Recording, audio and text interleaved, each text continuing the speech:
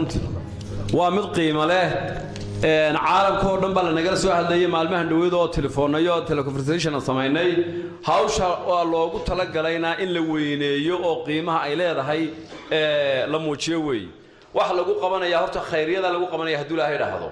ku talagalkeega iyo diyaar galowgeeduna wuxuu noqonayaa bisha May baan ugu talagalnay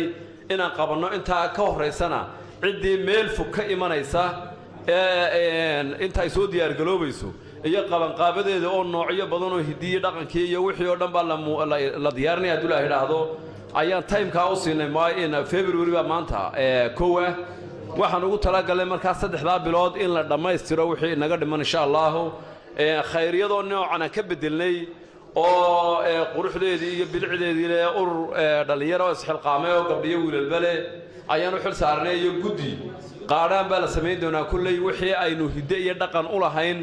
ayaa halka laga sameyn doonaa haddii Ilaahay yiraahdo oo waax loo sameyn doonaa محمد وعلى آله وصحبه أجمعين horta maanta ma aha maalintii aan wax sheegaynay ama taariikhda la isaga warramay maanta ma aha oo de waqtigeediiba ma joogno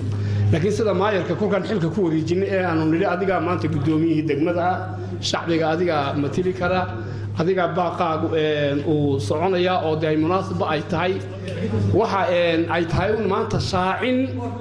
muddada la qabanayo la shaaciyo bay maanta tahay sida uu maayarku sheegay magaaladu waxay aasaaskeedii la bilaabay 1919 kun sagaal boqol sagaal iyo tobankii labaatankana degmada bilaabantay laakiin kulkii lagu dhawaaqay ee la ictiraafay ee la gartay magaaladii la deganaan jiray ee hore ee Jaaraa horato in laga soo guuro oo la dego bartan la dego waxa laga joogaa maanta boqol guuradeedii way waxay dhalinyaro badan abaabuleen arrintaa kulka in badan maqleen aad bay u abaabuleen dabeedna waxaan ku wareejinay maayarka inuu isagu soo cayino muddada uu soo cayino oo uu sheego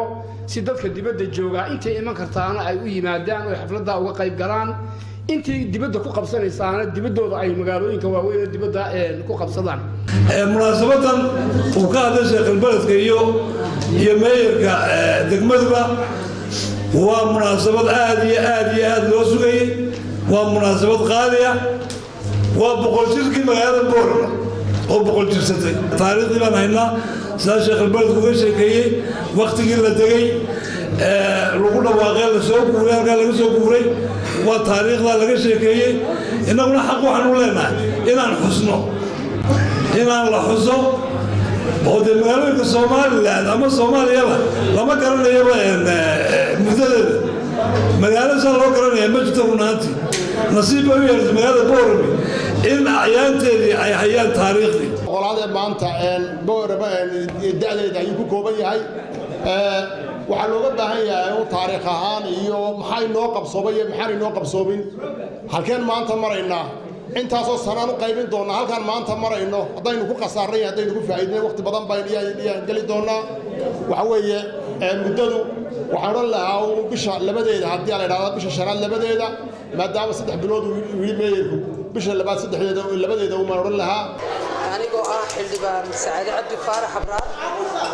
oo Norway xildhibaan ka ah golaha deegaanka ee Norway ilaa golaha gobolka ee Norway oo u sharaxan golaha baarlamaanka waxaan isku ognahay in aan noqono dad dantooda u midooba oo aan cidna wax ka sugin laakiin iyagu dalkooda dhista Boorama boqol jirkeedana de taariikh badan baan ka hayaa taariikhdii awoowe Xaji Faarax Abraar googooyay intii buugagiisii qaar badan baan ka hayaa waan ka sheegi doonaa haddii Ilaahay igu simo